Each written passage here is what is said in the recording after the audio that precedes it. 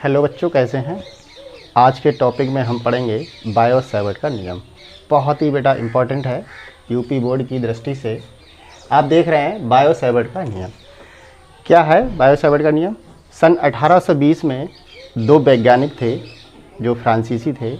इनका नाम था बायो तथा सैवर्ट। इन्होंने बेटा क्या किया, एक चुंबकीय क्षेत्र के बारे में बताया। यानी कि कोई भी चालक तार है तो उसमें, जैसे मान लीजिए चालक तार है, इसमें धारा बहती है तो इसके चारों तरफ क्या होगा, चुंबकीय क्षेत्र उत्पन्न हो जाएगा।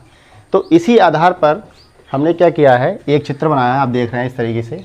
ये कोई चालक तार है जिसका नाम है एक्स और वाई, और ये धारावाही चालक है, इसमें धारा बह रही है, यानी आई एम्पीयर की धारा प्रवाहित हो रही है।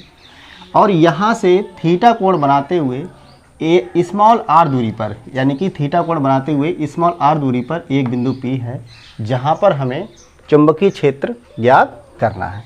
इसीलिए क्या करते हैं बेटा, एक चालक खंड की अल्पांश लंबाई यानी डेल्टा एल को हम लेते हैं। यानी कि ये हमारी यहाँ से यहाँ तक आप देख रहे हैं, ये चालक खंड की लंबाई है यानी डेल्टा एल। तो क्या होता है बेटा, यानी कि इसमें क्या करते हैं कि बायो-सैवर्ट ने क्या किया था, सबसे पहले कुछ इस नियम के अनुसार कुछ बातों पर निर्भर किया था। सबसे पहला क्या है, यानी कि जो चुंबकीय क्षेत्र होता है चालक में बहने वाली धारा के समानुपाती या अनुक्रमानुपाती होता है। यानी कि चुंबकीय क्षेत्र, यानी कि चुंबकीय क्षेत्र, चुंबकीय क्षेत्र क्या होता है बेटा, डेल्टा बी। चुंबकीय क्षेत्र को हम डेल्टा बी से लिख रहे हैं। चुंबकीय यानी कि चुंबकीय क्षेत्र क्या लिखेंगे बेटा, चुंबकीय क्षेत्र डेल्टा बी। चुंबकीय क्षेत्र डेल्टा बी धारा आई के समानुपाती होता है। क्या होता है बेटा, समानुपाती होता है। ठीक है, समानुपाती होता है। तो इसे क्या लिखेंगे, डेल्टा बी समानुपाती यानी कि आई। आप देख रहे हैं इस तरीके से, यानी कि तार में क्या है, आई एम्पीयर की धारा प्रवाहित हो रही है। ठीक है, दूसरा क्या कहा था इन्होंने, यानी ये चुंबकीय क्षेत्र होता है, चुंबकीय क्षेत्र होता है, यानी कि चुंबकीय क्षेत्र डेल्टा एल यानी कि इसकी जो लंबाई है उसके समानुपाती होता है। यानी कि चुंबकीय क्षेत्र, चुंबकीय क्षेत्र, चुंबकीय क्षेत्र यानी कि डेल्टा बी।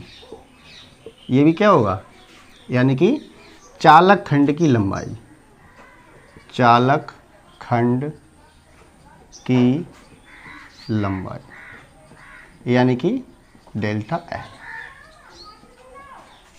के समानुपाती होता है। क्या होता है, समानुपाती होता है, समानुपाती होता है। यानी कि इस तरीके से क्या लिखेंगे बेटा इसे, यानी कि डेल्टा बी जो होगा समानुपाती डेल्टा एल।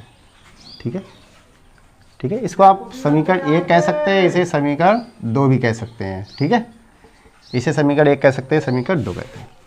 तीसरा क्या कहा था इन्होंने, तीसरा ये कहा था जो चुंबकीय क्षेत्र होता है, चुंबकीय क्षेत्र होता है यानी कि डेल्टा एल के बीच, डेल्टा एल यानी चुंबकीय क्षेत्र यानी कि यानी कि ये हमारा क्या है, यानी कि आप देख रहे हैं डेल्टा लंबाई है, डेल्टा एल यानी कि चुंबकीय क्षेत्र चालक खंड की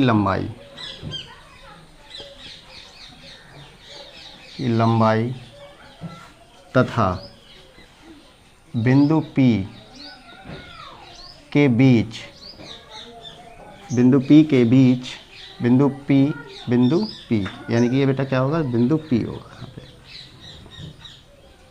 बीच के कोण की ज्या के समानुपाती होता है। क्या होता है, समानुपाती होता है। ठीक है बेटा, यानी कि क्या होता है, आप देख रहे हैं कि यानी कि जो डेल्टा एल है इसके बीच में, यानी कि यहाँ से आर दूरी पर एक बिंदु पी है, इनके बीच में क्या होगा, थीटा कोण बन रहा है। थीटा कोण की ज्या के समानुपाती होता है, यानी कि इसे क्या लिखेंगे, डेल्टा बी समानुपाती साइन थीटा। ठीक है, इसे कह दीजिए समीकरण 3। ठीक है, लास्ट क्या बताया था उन्होंने कहा कि जो चुंबकीय क्षेत्र है, क्या है, चुंबकीय क्षेत्र है, चुंबकीय क्षेत्र, चुंबकीय क्षेत्र, चुंबकीय क्षेत्र क्या है बेटा, चुंबकीय क्षेत्र बीच की दूरी के वर्ग के, यानी कि बीच की दूरी कहाँ से होगी बेटा, यहाँ से लेकर यहाँ तक की जो बिंदु P से, यानी कि इसको बिंदु O मान लीजिए, O से P तक की दूरी। ठीक है, चुंबकीय क्षेत्र बीच की दूरी, बीच की, यानी कि आप इसको लिख दीजिए 1 मिनट, यानी चुंबकीय क्षेत्र बिंदु O मान लीजिए इसे, O से बिंदु P, बिंदु P के बीच की दूरी के वर्ग के व्युत्क्रमानुपाती होता है। क्या होता है बेटा, व्युत्क्रमानुपाती होता है। क्या होता है, व्युत्क्रमानुपाती होता है। क्या होता है, बीच की दूरी के वर्ग के व्युत्क्रमानुपाती। ठीक है बेटा, तो हम इससे बेटा क्या लिखेंगे, यानी कि बीच की व्युत्क्रमानुपाती होता है, यानी कि डेल्टा बी अनुक्रमानुपाती और व्युत्क्रम, यानी कि डेल्टा बी क्या है, यानी बीच की दूरी कितनी है बेटा, आर है, यहाँ से यहाँ तक आप देख रहे हैं आर, और डेल्टा बी के अनुक्रमानुपाती होता है। ठीक है, अब आप क्या करेंगे, चारों समीकरण को मिला दीजिए। क्या करेंगे बेटा, चारों समीकरणों को मिलाने पर, चारों समीकरण को, चारों समीकरण को मिलाने पर आप देख रहे हैं इस तरीके से, यहाँ से delta B delta B delta B common आ जाएगा, यानी कि जो हमारा डेल्टा बी है ना, इसको हम डेल्टा बी से लिख रहे हैं। किससे लिख रहे हैं, डेल्टा बी, और ये क्या है, अनुक्रमानुपाती। ठीक है, I into delta L into sine theta और बटे आर स्क्वायर। ठीक है, आप जानते हैं जब हम कोई भी अनुक्रमानुपाती हटाते हैं तो यहाँ पर एक यानी कि एक नियतांक आ जाता है, कांस्टेंट आ जाता है, जिसे हम μ0/4 पाई कहते हैं। तो ये फार्मूला बन गया बेटा डेल्टा एल साइन थीटा बटे आर स्क्वायर। ठीक है, यही बेटा हमारा क्या होता है, बायो-सावर्ट का नियम कहलाता है।